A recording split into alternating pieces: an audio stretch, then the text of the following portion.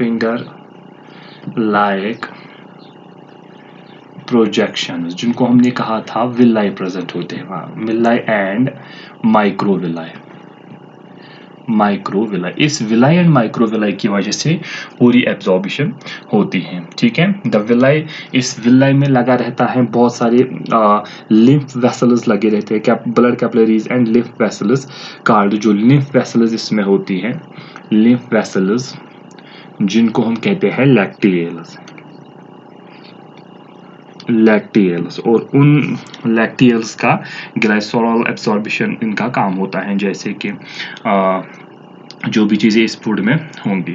And ये जो अगर स्मॉल इंटेस्टाइन्स का इंटरनल सरफेस, इस पे इस तरह से विलाई लगे होंगे, लेकिन ये विलाई एक तो एब्जॉर्बिशन करवाते हैं, दूसरा ये increase the surface area also.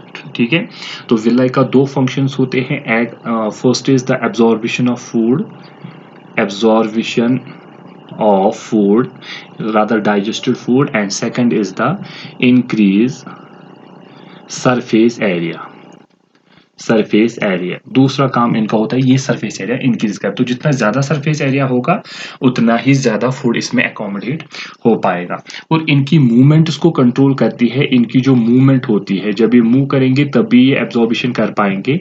इनकी मूवमेंट को कंट्रोल करता है एक हार्मोन जिसको हम कहते हैं विल्किनिन, Wilkinin, which is a hormone that is secreted by duodenal mucosa. ये secrete कौन करता है? Secreted by duodenal mucosa. Duodenal mucosa. ठीक है, तो absorption, major absorption small intestines में इसलिए होती है because they are large in length 6 meters, that creates the enough area for absorption. For second, there are finger like projections, they are called villi help in the absorption and increase the surface area of the small intestines. Third one, they undergo some movements during the absorption, that movements are controlled by hormone called Wilkinin, which is released by the duodenal mucosa. ठीक है, these are the features which makes the small intestines the approximate place for the absorption of the food. Now there are the mechanism. What is the mechanism responsible for this absorption of food from small intestines into the surrounding blood vessels? अगर हम इसकी mechanism की बात करते हैं, mechanism किस तरह से, अगर यहाँ पर फूड है, इसमें फूड प्रेजेंट है, डाइजेस्टेड फूड, ये अपने आप तो यहाँ नहीं जाएगा, कोई ना कोई मैकेनिज्म इसके लिए रिस्पॉन्सिबल जरूर होगा।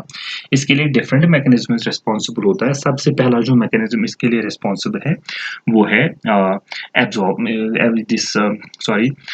Diffusion. What is diffusion? Diffusion means the movement of the molecules from higher concentration to lower concentration.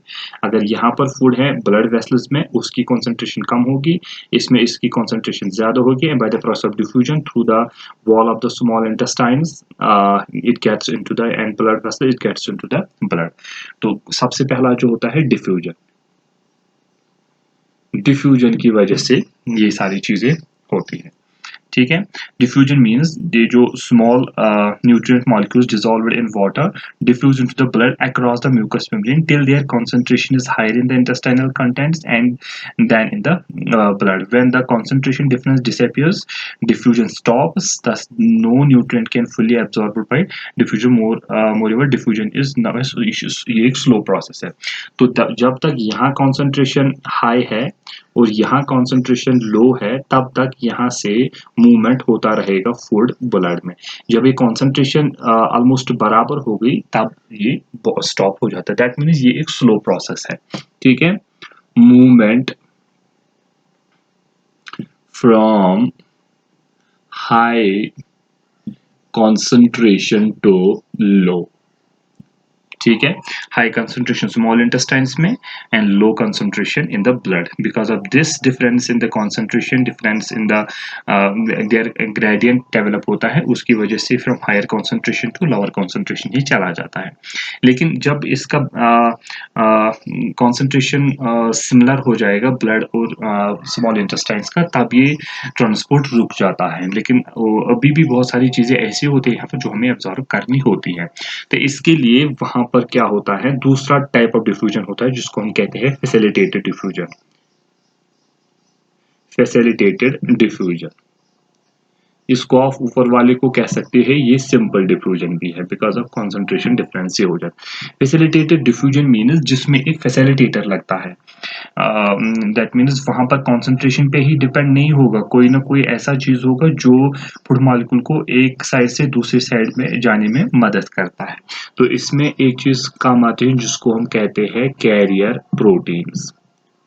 इसके प्लाज्मा मेम्ब्रेन में लगी रहती है carrier proteins. They attach to the food molecule on one side and get inside the this blood on the other side because of the conformational change. तो यहाँ से वो food molecule लेके आ जाते हैं, यहाँ फिर छोड़ देते हैं उसको, उसमें एक कन्फर्मेशनल चेंज आ जाती है। तो इसकी वजह से वो फूड मॉलिक्यूल को एक जगह से दूसरी जगह लेके जाता है। तो इसमें कॉन्सेंट्रेशन की ज्यादा जरूरत नहीं होती है। ठीक है। नेक्स्ट मीन्स ये दो प्रोसेसेस की वजह से भी होता है। जैसे कि तीसरा एक प्रोसेस होता है ऑस्मोसिस। ऑस्मोसिस की वजह से भी बहुत सारी, जैसे कि वाटर, इसकी वजह से ट्रांसपोर्ट होता है। ऑस्मोसिस मीन्स मोस्टली जो वाटर होता है वो इसी से एब्सॉर्ब होता है। This the process occurs as long as the solute concentration is higher in the blood than in the intestinal content. क्योंकि अगर आप दो सॉल्यूशंस ऐसे रखोगे, यहाँ पर एक सॉल्यूशन रखोगे, यहाँ पर दूसरा सॉल्यूशन रखोगे, इनको टी ट्यूब से कनेक्ट करोगे, या इस तरह से कहेंगे हम, ये एक इसमें बीच में रखोगे सेमी परमेबल मेम्ब्रेन, यहाँ पर सॉल्यूट का 10 ग्राम रखोगे, और या 10% यहाँ पर सॉल्यूट रखोगे, 90% आप यहाँ पर सॉल्वेंट रखोगे, वाटर जो होगा। यहाँ पर 5% ये रखोगे सॉल्यूट, और 95% रखोगे आप सॉल्वेंट, वाटर। तो जहाँ पर वाटर की कॉन्सेंट्रेशन ज्यादा होती है वहां से वाटर आएगा लोअर कॉन्सेंट्रेशन की तरफ। ठीक है। यहाँ पर 10% है, यहाँ पर 95% सॉल्यूट कम है, वाटर तो यहाँ से आएगा इसकी तरफ। या आप ये भी कह सकते हैं जहाँ पर सॉल्यूट की कंसंट्रेशन कम होती है, जहाँ पर वहां से वाटर निकल के जहाँ पर सॉल्यूट की कंसंट्रेशन ज्यादा होती है वहां तक जाएगा डिफ्यूजन। इस प्रोसेस को हम ऑस्मोसिस कहते हैं। ठीक है। तो इन तीन तरीकों से जो फूड है वो स्मॉल इंटेस्टाइन से निकल के हमारे ब्लड और लिम्फ में चला जाता है, जो उसको कैरी करता है to each and every part of the body and each and every cell of the body. ठीक है। तो इस तरह से एब्जॉर्प्शन खत्म हो जाती है। तो तीन तरीकों से एब्जॉर्प्शन, या तो सिंपल डिफ्यूजन, या फैसिलिटेटेड डिफ्यूजन, या तो ऑस्मोसिस से वाटर का होता है। ठीक है। From higher concentration of water to the lower concentration of water. ठीक है। उसके बाद एक और टर्म आती है जिसका मतलब है एसिमिलेशन। एब्जॉर्प्शन का मतलब है the transport of food from small intestines into the surrounding blood. अब ये ब्लड वेसल कहाँ तक जाएगी? सेल तक जाएगी। अब इस ब्लड में से निकलेगा फूड फाइनली किस में इनकॉर्पोरेट हो जाएगा? सेल में। ठीक है। इस तरह इसको कहते हैं हम assimilation, when the food is assimilated into the cell. Assimilation means incorporation of the absorbed food material into the tissue cells into the tissue cells as their integral and the homogeneous part. So we can define it. It is the incorporation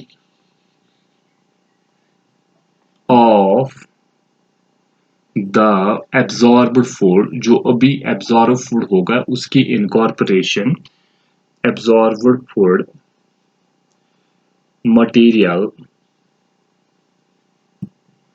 into the tissue cells. जब वो tissue cells में चला जाएगा तो उसको हम कहते हैं एसिमिलेशन। ठीक है। तो इसके साथ तो एब्जॉर्प्शन का मतलब है स्मॉल इंटेस्टाइन से निकल के ब्लड और लिम्फ में जाएगा, वो उसको लेके जाएगा each and every cell and tissue. तो जब ये फाइनली टिश्यूज और सेल्स में जाएगा जहां पर इसका काम है रेस्पिरेशन होनी है, तो उसको हम कहते हैं एसिमिलेशन। उसके बाद एक और प्रोसेस होती है egestion, not ingestion, egestion, E for egestion. Egestion का मतलब होता है अब जो अनडाइजेस्टेड फूड आ गया लार्ज इंटेस्टाइन्स में, जो अनडाइजेस्टेड फूड लार्ज इंटेस्टाइन्स में आ गया उसको अब बाहर फेंकना है। अगर वो वहां पर एक्यूमुलेट हो गया उसकी वजह से बहुत सारी प्रॉब्लम्स हो सकती है, जैसे कि कभी कॉन्स्टिपेशन होता है, कॉन्स्टिपेशन में उसमें प्रॉब्लम आती है फेसेस को बाहर निकालने में, तो उसकी वजह से बहुत सारे, क्योंकि वो वेस्ट मटेरियल है वो वहां पर अगर ज्यादा देर रुक गया वहां पर इन्फेक्शन डेवलप हो सकता है, इसलिए उसको बाहर निकालना बहुत ही इंपॉर्टेंट होता है। उस अनडाइजेस्टेड फूड मटेरियल को बाहर निकालने की प्रोसेस को हम कहते हैं इजेशन, ठीक है। That means elimination of the indigestible remains of the food from alimentary canal, that is called egestion, या फिर इसको आप डेफिकेशन भी कह सकते हैं या आप इवैक्यूएशन भी कह सकते हैं। तो इसको आप कह सकते हैं elimination of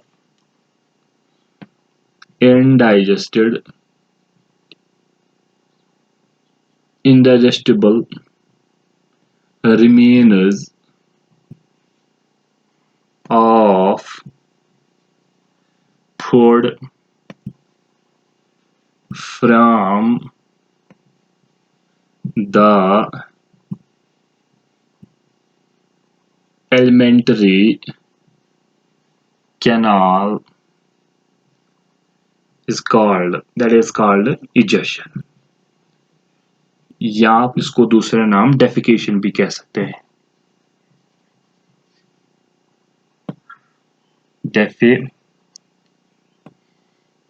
डेफिकेशन या इस इवैक्यूएशन,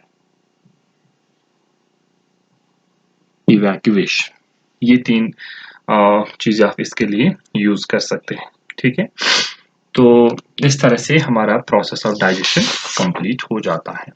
तो हमने स्टार्ट किया था डाइजेशन इंजेशन से और एंड किया हमने इजेशन में। इंजेशन का मतलब होता है putting the food into the mouth, उसके बाद digestion breaking the complex molecules of food into simpler ones, उसके बाद absorption of the passage of the food material from small intestine to blood and the lymph, उसके बाद assimilation incorporation of food finally into the tissue cells for aspiration for different things, that is assimilation, and finally the removal of the undigested food material that is present in the large intestine is called egestion, या उसको आप defecation भी कह सकते हैं या evacuation भी कह सकते हैं। With this we have completed the process of digestion. Thank you.